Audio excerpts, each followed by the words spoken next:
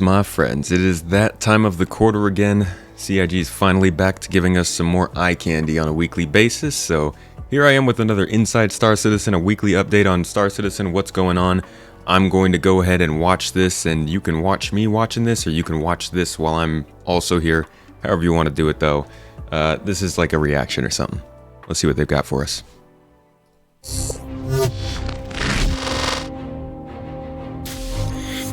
While other games offer resource collection in various forms, like mining, for example, it's not necessarily a fun job to do in a game. This is where always with mining, we've had this approach of like, no, this needs to be fun. Like every part of it, there needs to be fun. There needs to be a challenge. You need to have a risk involved. There needs to be something that doesn't quite end up as you planned in the beginning. God, in 3.15, that sucks so much more. When I was with a friend and we hit the errand belt to look for some Quantanium, we stumbled over the problem that with a proper setup of the prospector, it was not even possible to crack like the biggest stones. I like hearing that. I like them being like, yo, I was playing the game and this sucked, so we wanted to change it. More like, that's a good sign. In the previous updates, we kept adding more and more tools for the players to mine, and we also ramped up the difficulty of the mineable rocks. This presented us with a bit of a problem where, since we went more and more towards the multiplayer, mole experience, 2-3 prospectors working together, the problem became that single players kind of were unable to reach that content, not being able to mine very hard rocks. So we figured out that there is a niche that we need to start catering towards.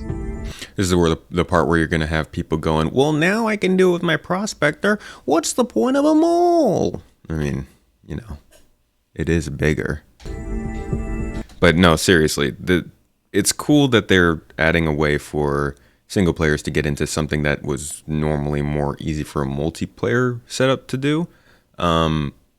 I have a lot to say about what they're doing with mining. I think it's great that it's changing some more, and in this way, more kind of in-depth way than it has in the past year, maybe year and a half.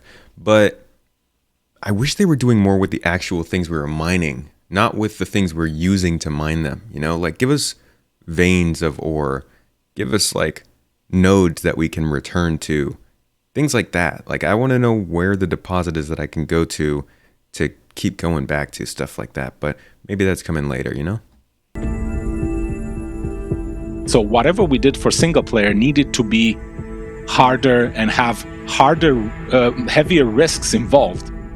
So this is where we came up with the idea of the mining gadget. Oh, I love the mining gadget allows the player to access those super difficult rocks, but it comes with an entry-level cost. It comes with an inherent risk, which is anyone can just come in, shoot you. They can come in and steal your ship. There's so many things that can happen. So how are we going to protect ourselves from that? In total, we have right now 6 devices. So we have one, like the Bormex, that is for resistance reduction. We have the Sabia, which is for instability. Wave shift. It's a mix of resistance reduction and increasing the optimal charge window. We have the Okunis one, which is also for instability reduction and having the optimal charge increase. So it's still affecting the same qualities that the mining attachments do. It's just, was hoping for something a little more like out of the box with these. Then the Stalwart, its increased charge rate and also some moderate resistance reduction. And Optimax is for the optimal window increase and optimal charge rate increase. It's cool though. So part of the idea, it would be a lot of work for them to go and make even more ways to change this stuff. Put something in that changes the gameplay, allow people to use it to expand what they're doing, and then move on. Like, you know, I don't want them to take a ton of time on mining. Makes sense. behind this was that, you know, there's a conscious decision that you think, okay, this mining deposit has a lot of stuff I want. It's quite difficult to mine. I'm going to take a little bit of more time, go outside, and place this gadget. It's got to be worth a lot. It's got to be worth a lot of money to want to do that, though. then you have to find the resonance of the stone that you just attached the device to. It's our minigame, but it's a meaningful minigame. It's kind of a small puzzle, aligning some slider bars with a wave. The idea is that if you get over a certain percentage, you can activate it. There's a confirmation, so it starts blinking. That means that it's now functional. You get back to your prospector and you do your mining process. It's gonna put this effect on the rock until you destroy the gadget, you deactivate it, or the rock breaks apart. I don't know. I don't know how I feel about it. I want to know how miners feel about it. I'm not super into mining. I do a lot of it, but I'm not super into it. I want to know, is this... It's mostly doing the same thing that gadgets are doing, but with a little extra gameplay built in and adding just like kind of more diversity to doing the same thing. Is that something that interests you, excites you? Do you feel like this is an adequate addition to the mining gameplay scenario, at least to this basic version of it that they've been working on? Right now we're really working on the animations and the art for it. It's going to be a lot of work in progress. As to where we want to take the miner player experience in the future, yes. We are looking right now at ship refining and getting the Starfarer to be able to refine whatever the prospector and mole are harvesting right there on the spot together with their mining buddies. And that's what we think will close that lovely gameplay loop of resource acquisition from mining. Mining gadgets are the latest in Looking good, Jay. a long line of expansions and improvements to the overall mining gameplay as the team continues bringing it up to what we'd consider a gold standard for other professions to follow. And you can look forward to working with them when they arrive in the upcoming Alpha 3.16. But up next, it's sprint report time, so let's get to it. Love a good sprint. Let's start things off this week with the world of in-game brand logos, where a final pass was recently completed for the Mercenary. Hey, check this out.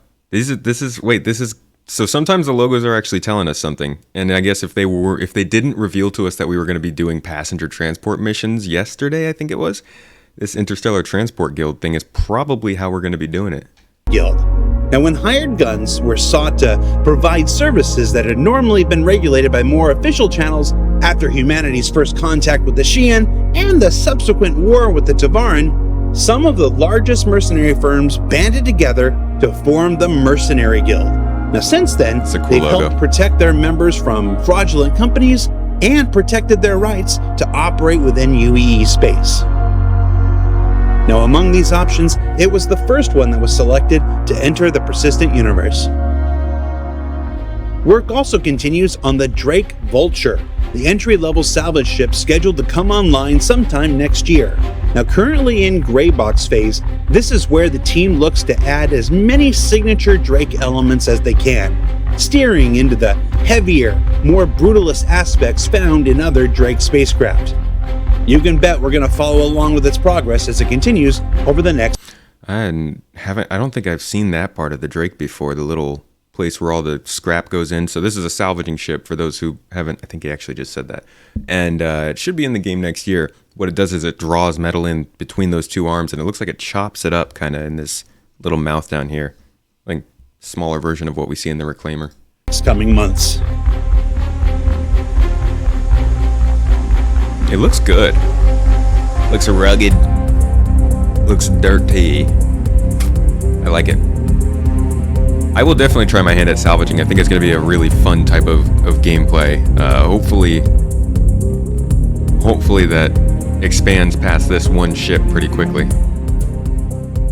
Moving on over to the character team, members have taken a sprint to update some of the texture sets for the various inhabitants of the persistent universe, both NPC and player-controlled alike.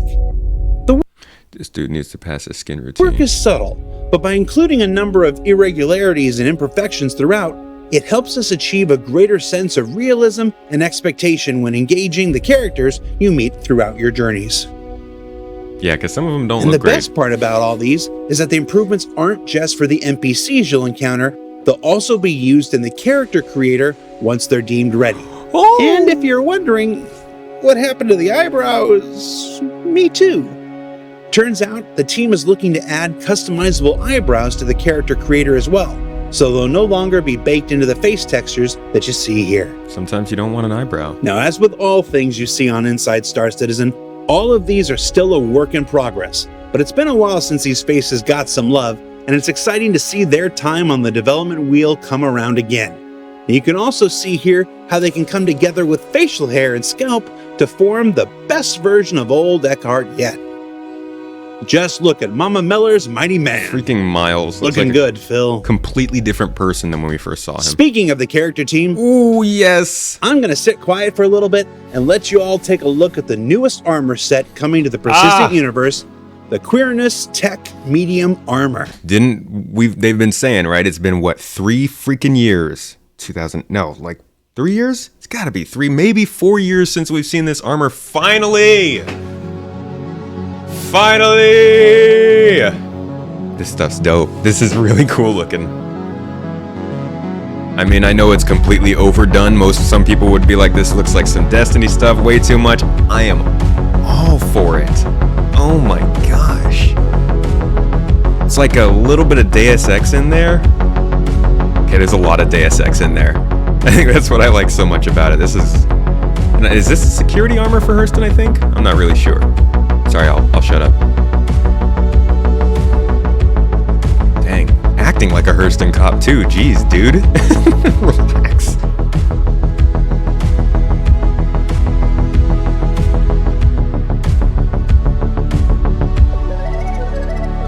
That is...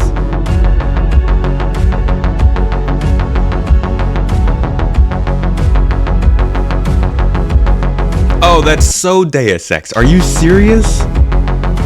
Look at that. I think maybe I just started liking Hurston a little bit more. Can they pick my outfits? Woohoo! Just not my working conditions?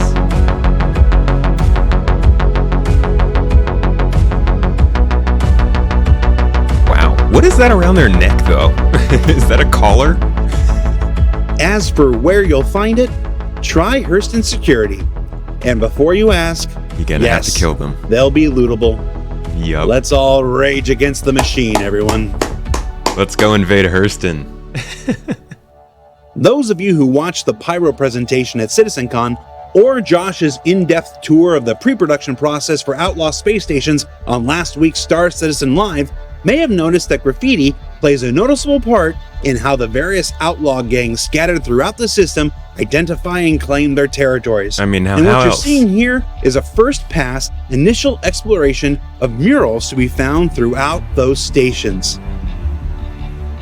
These are the earliest of explorations, helping us see what works and, often equally as important, what doesn't work, what doesn't read to the player, and what simply is or isn't the right ethos for each gang as the narrative team had designed them. Now from here, explorations will continue, and if you haven't seen the full-length pre-production explorations of these upcoming Outlaw space stations, you can check out the SCL replay with Josh Van Zulen up now on YouTube. Just don't let the Italian Spider-Man ruin it for you. It was a good demo. Josh did really good. You can see it after that part. And continuing with the Outlaw space station explorations, the team began a pass on some new exterior thumbnails, looking for ways to differentiate the structures found throughout Pyro. Hold on. I remember... You guys remember... What was this? I think this might have been CitizenCon, either 2018 or 2019. We saw some concepts that looked like this. We definitely saw some stuff like this, and I was hoping they'd go in that direction. I think it kind of has a more like monolithic, large sci-fi feel to it. Now we're seeing it again. Continuing with the Outlaw space station explorations, the team began a pass on some new exterior thumbnails, looking for ways to differentiate the structures found throughout Pyro from the ones you're familiar with in Stanton. Now we've said it before, but it always bears repeating. Concept stage is the testing ground for new ideas, and most of the early concepts you see for any character, feature, or location may never be taken to completion or implementation. And in some cases, like good old number 1 here, they may actually be held for potential use in a different star system other than the one it was originally intended for. But that's how the process works. As for which one or ones will move forward into the Pyro system, it's still too early to say, but we'll be following along with every aspect of the new star system from now. Rotating bays, rotating arms. Wow. Well, it looks like the flight lanes maybe are not rotating. I can't tell, but these are some complex designs for space stations. I didn't think that they were going to go much further than what we had. I hoped they would, but I didn't think they would. Too early to say, but we'll be following along with every aspect of the new star system from now until the day it arrives in the persistent universe. I hope so. Don't go quiet on us, Jared. So what did we learn this week? Well, we learned that the impressive faces in the persistent universe are well on their way to being even more so. That there's gonna be some mayhem on the outskirts of Hurston as people try to obtain the latest fashion. Outskirts, dude? Jared, are you kidding me? Outskirts? We're going straight to the city center. We're going to Hurston's office, my man. We're gonna go take this armor. That just because you're an outlaw doesn't mean you can't express yourself artistically. And that Pyro aims to be the anti-Stanton in every way it can be, including its space stations. Now, Alpha 315 is currently available to all players on the PTU, and it should be going live.